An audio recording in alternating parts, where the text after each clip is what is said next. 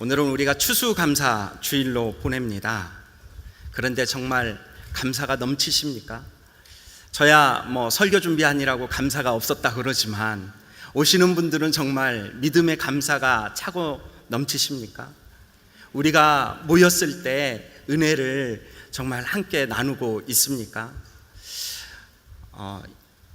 우리가 아는 것처럼 지난주에 저희가 추석 명절을 보냈습니다.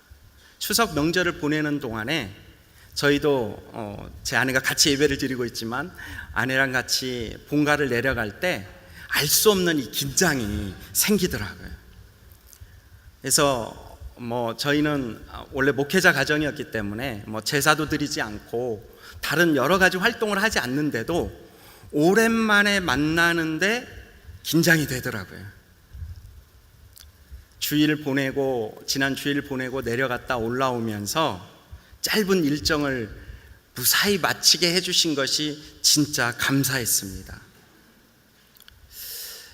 감사는 우리 신앙인들의 기본이라고 말합니다. 감사는 우리 믿음의 사람들이 타 종교라고 부르는 것들과 다른 가장 중요한 거라고 말합니다. 그런데 정말 매일 감사하십니까? 매일 기쁘십니까? 시편 136편 1절에 보면 이렇게 기록되어 있습니다. 여호와께 감사하라. 그는 선하시며 그 인자심이 영원함이로다. 그러면서 시편 136편에 보면 계속 감사를 이야기합니다. 신들의 하나님께 감사하라. 주의 주께 감사하라. 홀로 위대한 일들을 하시는 분께 감사하라면서 시편에 보면 수많은 감사가 나오며 수많은 찬양이 나오지만, 그런데 우리의 인생은 그렇지 못할 때가 더 많이 있는 것 같습니다. 불평을 감추고 인생의 비밀은 숨기고 우리의 모습과 우리의 외모는 웃고 있지만 아무렇지도 않는 척하지만 정말 내 중심에서부터 감사가 있습니까? 제가 이 감사를 찾아보는 예화 중에 하나 찾았던 것이 빌 게이츠가 마운튼 휘트니 고등학교에 가서 연설한 내용이었습니다. 고등학생들한테 한 연설입니다. 10가지 인생의 충고를 했는데요. 제가 자막을 좀 부탁했습니다. 너무 작은가요? 제가 한번 보겠습니다. 인생의 고등학생들한테 한 충고예요. 근데 1번이 뭐냐? 인생이란 원래 공평하지 못하다.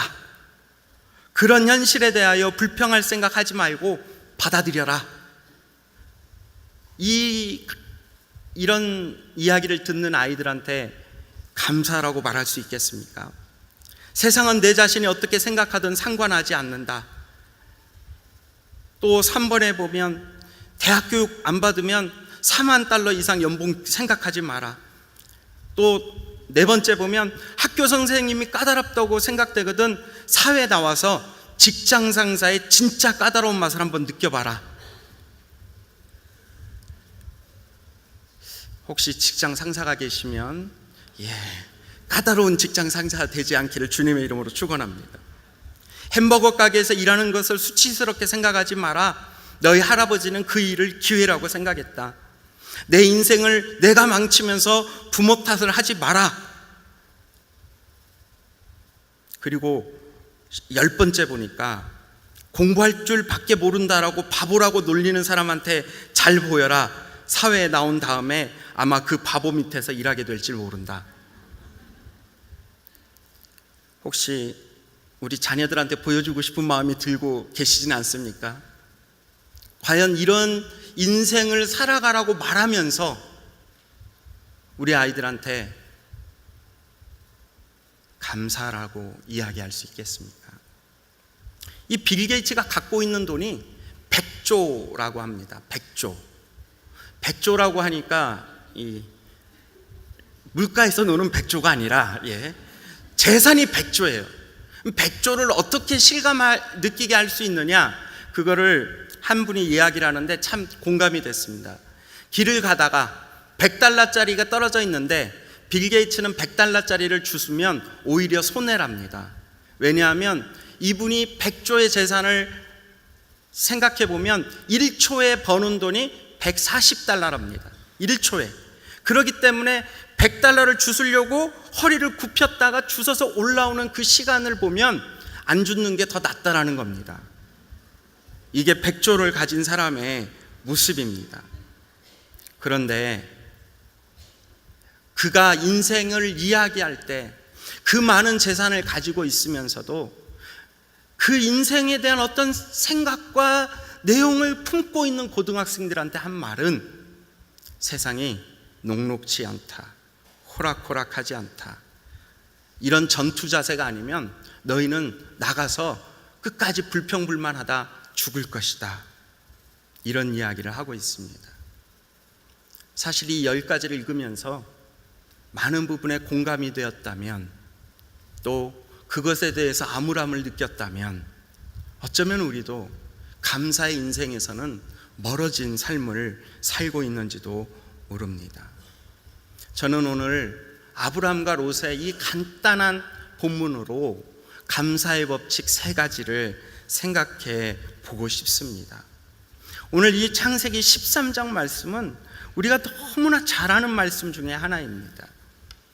하나님께서 창세기 11장 후반부에 아브라함을 택해서 갈대아 우르를 떠나 하란을 거쳐 가나안 땅에 오게 합니다. 그때 아브라함은 아버지 데라와 조카 롯을 대동했어요. 그런데 아버지 데라는 하란 땅에서 205세로 죽고 조카 롯만 데리고 가나안 땅에 오게 되었습니다. 가나안 땅에 왔으면 축복이 있어야 되는데 오자마자 기근이 들었어요. 기근이 드니까 아브라함이 택한 방법은 이집트로 내려가는 것이었습니다. 주님이 꿈에 나타났어요. 내려가지 말라고 그랬습니다. 그랬는데도 아브라함은 못 믿겠는 거예요, 주님을. 그래서 내려갔습니다. 내려갔다가 안타까운 일이 있었죠. 사라를 뺏길 뻔했습니다. 그리고 나서 하나님이 또 그 바로왕의 꿈에 나타나서 이들을 축복하며 떠나 보내게 되었습니다. 그래서 이들이 다시 가나안 땅으로 올라오는 내용이 13장입니다. 13장에 가나안 땅에 와서 봤는데 너무 축복을 많이 받아가지고 아브라함과 롯이 양떼와 소떼와 이 가축이 풍성해졌습니다. 가축이 풍성해지니까 사람이든 가축이든 가장 중요한 물이 없는 거예요. 물이 부족하게 되었습니다. 그래서 아브라함의 종들과 조카 롯의 종들이 다투기 시작했습니다.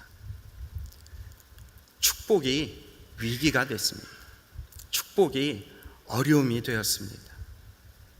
이 축복의 어려움 가운데, 이 분쟁이 시작된 가운데 문제를 해결하는 것 속에서 감사의 법칙이 숨겨져 있습니다. 아브라함은 분쟁의 원인, 그것을 어떻게 보았는지 우리 오늘 본문 말씀 8절 9절 말씀을 다시 한번 읽어보겠습니다. 8절 9절 시작. 아브라함이 롯에게 말했습니다. 우리는 한 친척이므로 너와 나 사이에 내 양치기와 내 양치기 사이에 더 이상 싸움이 없도록 하자. 온 땅이 내 앞에 있지 않느냐. 나를 떠나거라. 만약 내가 왼쪽으로 가면 나는 오른쪽으로 가겠고, 내가 오른쪽으로 가면 나는 왼쪽으로 가겠다. 아브라함이 생각한 분쟁의 원인은 양보였습니다. 양보하지 않는 거예요. 8절 말씀 첫 부분에 보면 아브라함이 롯에게 말하는 걸 우리는 한 가족이라는 거예요. 한 가족인데 왜 문제가 생겼냐? 서로를 경쟁 상대로 보고 서로 물을 먼저 먹고 좋은 시간, 편할 때를 택하기 시작하니까 분쟁이 시작되었다는 겁니다. 그래서 택한 방법이 아브라함은 양보를 택하게 되었습니다. 그래서 아브라함이 말합니다. 네가 좌하면 내가 우하고 네가 북을 택하면 내가 남으로 가겠다. 감사의 법칙 첫 번째는요, 감사는 양보와 포기에서부터 시작됩니다. 왜 우리가 감사의 능력이 없어졌는가? 어느 틈엔가 양보와 포기가 없어졌기 때문입니다. 하나님 안에서 우리가 움켜쥐기만 하면, 받은 것만 세워보기 때문에 우리는 감사의 능력을 잃어버렸습니다. 아브라함은 양보했습니다. 아브라함은 내려놓았습니다. 그때 정말 감사할 수 있습니다. 우리는 감사를 해야 된다고 말할 때 항상 가진 것, 만든 것, 이룬 것, 내가 소유한 것 안에서 감사를 이야기하지만 성경이 가르쳐준 법칙은 포기한 것, 양보한 것, 드려진 것, 내려놓은 것으로 감사가 시작돼야 된다고 이야기하고 있습니다. 그래서 감사는 능동태입니다. 포기했기 때문에, 내려놓았기 때문에, 그리고 드렸기 때문에 능동태입니다. 하지만 주는 것, 받는 것, 내 안에 채워지는 것을 통한 감사는 수동태가 될 수밖에 없습니다. 오늘 추수감사주일인데 우리가 정말 주님 앞에 감사하려고 한다면 내가 1년 동안 무엇을 포기했는지, 1년 동안 무엇을 내려놓았는지, 1년 동안 무엇으로 드려졌는지를 주님 앞에 고백할 수 있는 그런 믿음의 감사절이 되시기를 주님의 이름으로 축원합니다.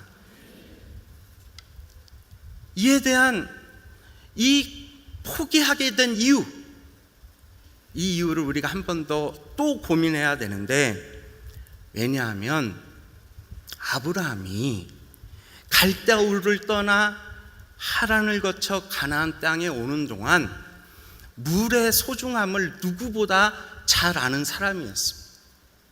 물이 없이 어떻게 그 장소까지 왔겠습니까? 물이 없이 어떻게 생명을 보존할 수 있었겠습니까?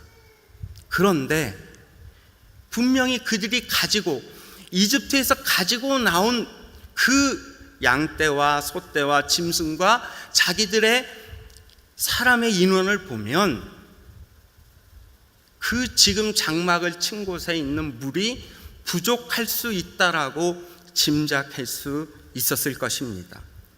그런데도 아브라함이 그 지금 이 물이 부족한 땅에 장막을 친 이유가 있습니다. 창세기 13장 3절 4절 말씀 자막으로 주시면 같이 한번 읽어보겠습니다. 시작. 그는 네게브를 떠나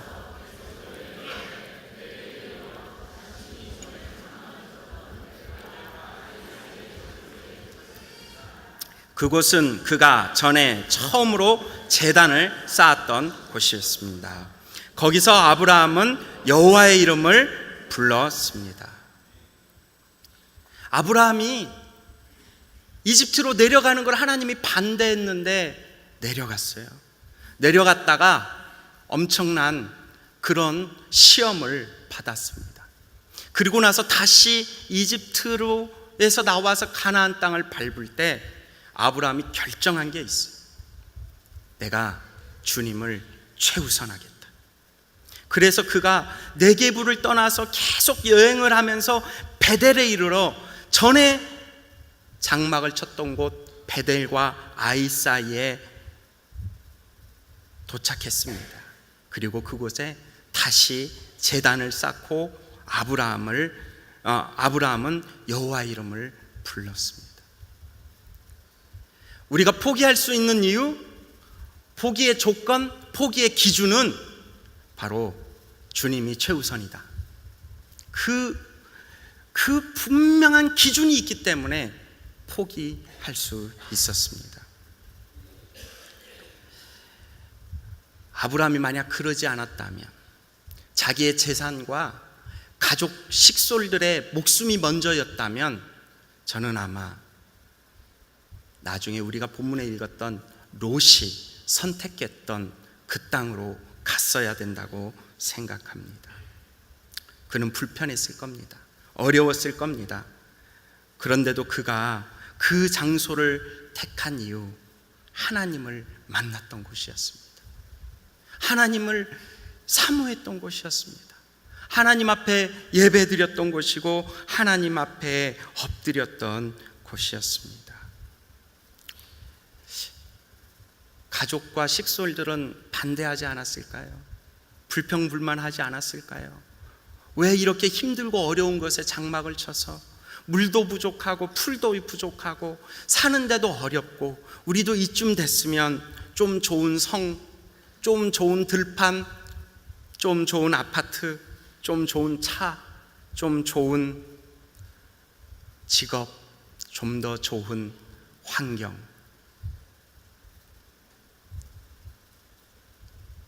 그것이 우리에게 유혹으로 다가오는 타협입니다. 좋은 아파트를 주셔서, 좋은 차를 주셔서, 좋은 환경과 좋은 직업을 주셔서 감사할 수도 있겠지만, 주님이 정말 원하는 감사는 내 삶에 주님을 중심으로 두기로 작정하는 그 감사, 그 은혜, 그 사랑, 그 타협하지 않는 믿음, 그 믿음이 우리에게 주시는 감사인 줄 믿습니다. 오늘 우리가 추수감사라고 고백하는데, 내 마음의 영혼의 추수를 주님 앞에 올려드릴 수 있는 감사제가 되기를 주님의 이름으로 축원합니다. 그래서 감사의 법칙 두 번째는 세상과 타협하지 않고 하나님을 바라보는 것입니다. 감사의 법칙 첫째가 오직 주님의 그 은혜를 우리가 생각하고 양보와 포기에서부터 시작하는 거라면, 두 번째는 하나님을 바라보는 것입니다. 그런데 오늘 이야기에는 이러한 원칙을 깨트리고 다른 모습으로 나간 안타까운 모습의 사람이 있습니다. 바로 조카 롯의 모습입니다. 우리가 조카 롯의 모습, 본문 13장 10절부터 13절 말씀 같이 한번 읽어보겠습니다. 13장 10절부터 13절 말씀 시작. 롯이 눈을 들어 요단의 온 들판을 보니 그것은 소알에 이르기까지 사방에 물이 넉넉한 것이 마치 여호와의 동산이나 이집트 땅 같았습니다. 이때는 여호와께서 소돔과 고모라를 멸망시키기 전이었습니다. 롯은 요단의 온 들판을 선택해 동쪽으로 갔습니다.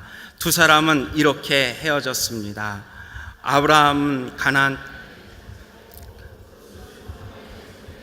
정착해 소돔 가까이에 장막을 쳤습니다. 그런데 소돔 사람들은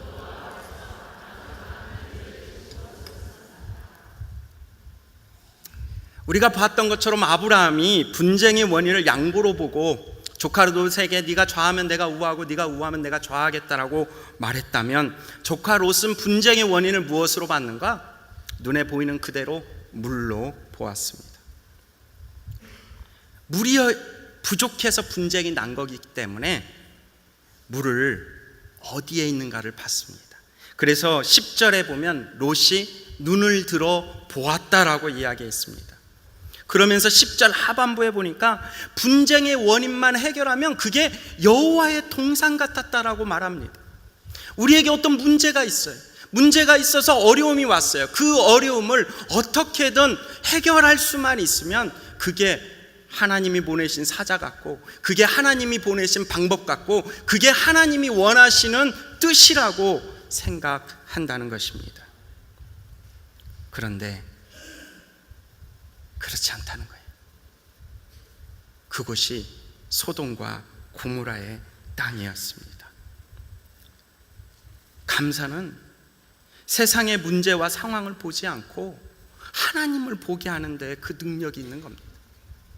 자꾸 우리의 눈을, 자꾸 롯처럼 눈을 들어서 보라는 거예요.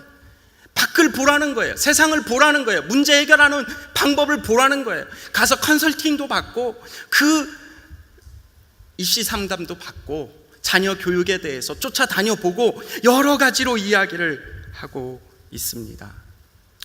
롯이 그렇게 될 수밖에 없었던 이유, 바로 그에게 우선순위가 재산이었기 때문입니다. 9월 생명의 삶 묵상 에세이에 나왔던 이야기 중에 하나입니다. 톨스토이가 쓴 마귀와 빵 한 조각이라는 내용인데요, 가난한 농부를 타락시키는 것을 가지고 마귀들이 회의를 했답니다. 타락시키려고 하는데 어떻게 첫 번째 쓴 방법이 뭐냐? 바로 농부가 점심때 어렵게 쌓은 빵 한 조각을 없애버리는 거예요. 그랬더니 농부가 점심시간에 빵을 먹으려고 보니까 빵이 없어진 거예요. 근데 농부가 뭐라고 고백하냐면, 이 빵을 가져간 사람은 나보다 더 가난한 사람이기 때문에 내가 주님 앞에 감사함으로 그냥 일해야겠다, 이렇게 이야기한 거예요. 그래서 그 제안을 했던 마귀가 다른 마귀들한테 많은 질타를 받았다고 말합니다. 그런데 그 다음 마귀는 어떤 방법을 썼냐면, 농부가 했던 일보다, 농부가 땀 흘려 일했던 것보다 조금 더 수확을 줬다는 거예요. 조금 더. 그랬더니 그 농부가 타락하더라는 겁니다. 아까 우리 장로님께서 기도 중에 하신 말씀이, 기도 중에 올려드렸던 것이 가난은 이겼지만 풍요에는 지는 인생이었다라고 말할 수 있는 거죠. 우리가 원했던 것, 우리가 구했던 것, 우리가 감사했던 것에서 주님이 축복이라고 보여지는 조금 더를 주면 타락하는 게 인생입니다. 롯은 자기가 생각했던 것보다 조금 더 받았습니다. 조금 더 있게 됐습니다. 그랬더니 눈을 들어 밖을 보기 시작했습니다. 12절 말씀 우리 한 번만 더 읽어보겠습니다. 12절 말씀 같이 한번 읽어보겠습니다. 시작. 아브라함은 가나안 땅에 정착했고 롯은 평원의 성들에 정착해 소돔 가까이에 장막을 쳤습니다. 저는 이 한 문장에 집중하고 싶습니다. 소돔 가까이에 장막을 쳤습니다. 롯이 보기에도 소돔과 고모라에 완전히 들어가긴 좀 그런 거예요. 소돔성 안에 들어가기는 그런 거예요. 자기가 알고 있는 믿음의 길과 다른 거예요. 그런데 물은 필요해요. 근데 들어가기는 그래요. 그래서 찾은 타협점이 그냥 들판에 장막을 치는 방법을 택했습니다. 물은 어때? 성의 영향은 덜 받을 수 있는 곳. 이게 현대 그리스도인의 모습입니다. 성에는 안 들어가도 들판에는 장막을 치는 사람. 근데 우리는 알고 있지 않습니까? 너무나 가슴 아픈 이야기를 알고 있지 않습니까? 나중에 그 소돔과 고모라를 멸망시키기 위해서 하나님께서 천사들을 보냈을 때 롯이 어디 앉아 있었느냐? 소돔 성문 위에 앉아 있었습니다. 그 성의 장로가 되었습니다. 우리는 필요한 것만 얻는다라고 말하면서 타협했지만 어느 틈엔가 그 성문 위에 앉아서 장로로 생활하고 있습니다. 그때 우리가 아무리 읽어도 정말 이해할 수 없는 장면이 나오지 않습니까?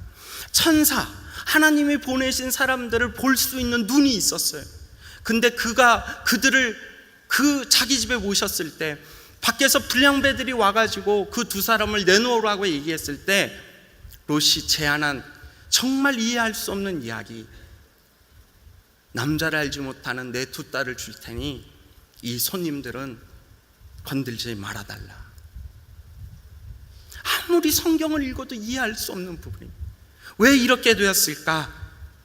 이거에 대해서 베드로 사도는 베드로 후서 2장 8절에 그 이유에 대해서 이야기하고 있습니다.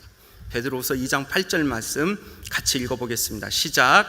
이 의인은 그들과 함께 살면서 날마다 무법한 사람들의 행실을 보고 들음으로 그의 의로운 영혼에 상처를 입었습니다. 어느 틈엔가 그들과 같이 있는데 자기는 거룩하게 살려고 노력을 해요. 아무리 거룩하게 살려고 노력을 해도 그의 의로운 마음과 그 영혼의 상처는 막을 수 없었다고 말합니다. 내가 지금 이 감사절을 보내면서 진정 감사할 수 없는 이유가 혹 의로운 영혼의 상처를 입었기 때문은 아닙니까? 의로운 영혼에 돌이킬 수 없는 아픔을 가지고 있기 때문에 무너진 것은 아닙니까? 롯은 그냥 소돔에 있는 들판만 선택했습니다. 그렇지만 그것이 결국 롯을 지배하는 것을 보게 됩니다. 롯이 세상을 선택하니 삶의 감사를 잃어버리게 되었습니다. 우리가 신앙에서 나 자신을 중심으로 두고 계속 고민하면 우리의 의로운 영혼도 결국 상처를 받게 될 것입니다. 우리는 추수감사절의 유래를 교회를 좀 다닌 분들은 누구보다 많이 들었을 것입니다. 그 신앙의 자유를 찾아 그 미국으로 건너온 사람들의 그 첫 번째 추수 열매. 하지만 우리는 기억해야 됩니다. 그들이 영국에서 가지고 있었던 수많은 것들을 포기했기 때문에 이 추수감사절의 의미를 되새길 수 있었다는 것입니다. 이 추수감사절 이때 이 롯과 아브라함의 이야기 중에 또 중요한 비밀 하나가 더 숨겨져 있습니다. 14절부터 17절 말씀, 우리 14절에서 17절 말씀 같이 한번 읽어보겠습니다. 시작. 롯이 아브라함을 떠난 후에 여호와께서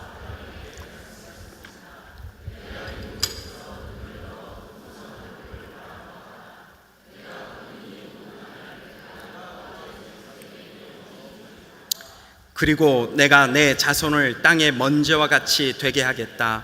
먼지를 셀 수 있는 사람이 있다면 내 자손도 셀 수 있을 것이다. 일어나 이 땅을 동서남북으로 누비며 다녀보아라. 내가 그것을 내게 주었다. 여호와께서 말씀하십니다.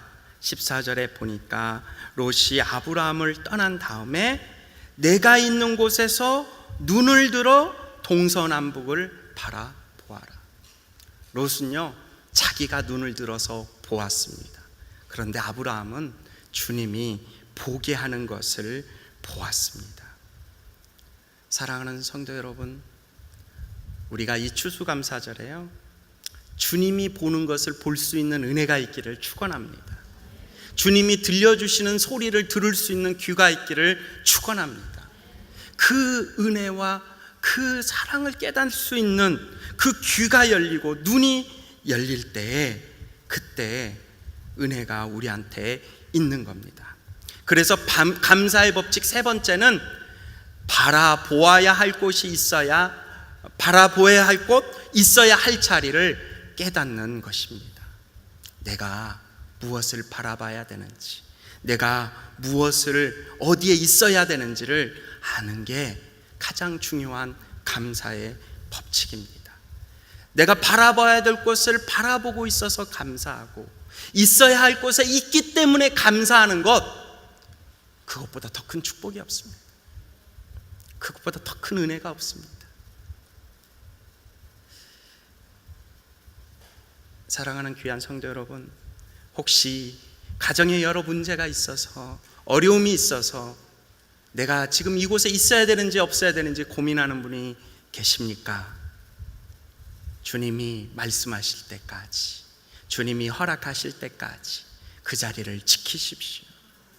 내 안에 여러 고통이 있습니까? 고민이 있습니까? 그래서 벗어나고 싶고 내가 내 눈을 들어 그곳을 나가고 싶은 마음이 드십니까? 바라봐야 할 곳, 있어야 할 곳, 어쩌면 주님은 아직 내가 그곳에 있어야 하고 그것을 바라봐야 한다고 말씀하고 있습니다. 내가 있는 문제, 그래서 롯과 같이 스스로 눈을 들어 소돔의 그 들판을 마음속에 담지 마시고, 그래서 거기가 여호와의 동산 같다라고 고백하지 마시고, 나에게 주신 자리, 그 자리가 십자가의 자리라 할지라도 믿음의 길을 세워갈 수 있다면 그 자리가 내가 포기해야 될 자리고, 내가 양보해야 될 자리고, 내가 내려놓아야 할 자리인 줄 믿습니다. 두 번째, 주님이 또 여기서 한번 같이 비밀을 보고 싶은 것은 17절 말씀인데요, 17절 말씀 한 번 더 읽어보겠습니다. 시작. 일어나 이 땅을 동서남북으로 누비며 다녀보아라. 내가 그것을 내게 주겠다. 너는 다녀보아라. 내가 그것을 내게 주겠다. 아브라함에게 하나님은 두 번째 약속을 하시는데 그게 뭐냐면 다녀보라는 겁니다. 주님이 두려워하고 포기해야 되는 것 때문에 내려놓는 것이 있는데요, 근데 주님은 우리가 낙심하고 낭망하는 것이 우리에게 원하시는 주님의 모습이 아니기 때문에 일어나라, 다녀보아라, 그때가 있다는 거예요. 주님이 나에게 분명히 말해서 내가 벗어나고 싶을 때, 내가 포기하고 싶을 때 나에게 새롭게 힘을 주시고 보여주시는 곳, 다니게 하는 곳이 있다는 것입니다. 그 약속을 받은 아브라함, 그 아브라함이 했던 일이 무엇인지 18절 말씀 한번 또 읽겠습니다. 시작. 그리하여 아브라함은 자기 장막을 옮겨 헤브론에 있는 마므레의 큰 나무숲에 살았으며 거기서 여호와께 제단을 쌓았습니다. 약속을 받은 아브라함은 어떻게 했습니까? 하나님, 내가 동서남북을 다녀보면 다 주신다고 했으니 내가 그것을 어떻게 할까요? 말을 타고 다닐까요? 낙타를 타고 다닐까요? 여기를 갈까요? 저기를 갈까요? 하고 묻지 않았다는 겁니다. 아브라함이 했던 첫째는 예배자의 자리, 예배자의 모습을 가졌습니다. 그래서 감사의 법칙을 저는 이렇게 조금 바꾸어 보고 있습니다. 감사의 법칙 세 번째를 이렇게 이야기하고 싶습니다. 바라보아야 할 곳, 있어야 할 예배자의 자리를 지키는 것, 그것이 바로 진정한 감사입니다. 하나님의 약속을 받은 사람들이 해야 될 오직 하나, 바로 예배입니다. 그래서 오늘 상한 심령, 어려운 마음, 상처 입은 그런 마음으로 와서 감사의 힘조차 없다 할지라도 우리가 드리는 이 예배를 통해 주님이 말씀하시는 포기와 양보를 통해 하나님이 허락하시는 예배의 능력, 감사의 능력이 회복되시기를 주님의 이름으로 축원합니다. 그리고 그 제단을 쌓은 아브라함의 모습이 바로 우리의 모습이 되기를 주님의 이름으로 축원합니다. 그래서 감사의 법칙 세 번째를 저는 이렇게 한번 완성하고 싶습니다. 하나님을 바라보고 하나님을 찬양하는 예배자의 자리를 지킵시다. 하나님을 바라보고 하나님을 찬양하는 예배자의 자리, 바로 그 자리가 감사의 자리인 줄 믿습니다. 오늘 우리 온누리교회는 추수감사주일로 보냅니다. 우리는 능동적으로 포기하고 내려놓고 타협하지 않으면서 여호와를 위하여 제단을 쌓는 자리, 바로 추수감사주일입니다.